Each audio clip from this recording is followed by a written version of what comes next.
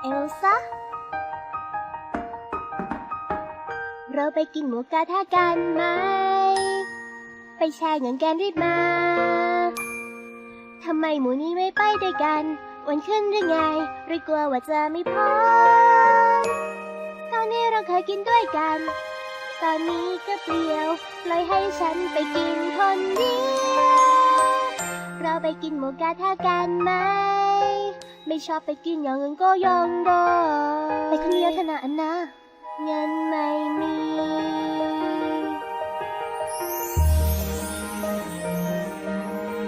ตาแทนใส่ถุงมือไว้มันจะได้ไม่ปลิวไปที่สำคัญมีสลึงเงินบรรจุให้ครบปาก กินอาหารบุฟเฟ่ต์ด้วยกันไหมหรือว่าจะกินสุกี้รีบมาสงสัยฉันช็อตแบบนี้นานแล้วสิท่า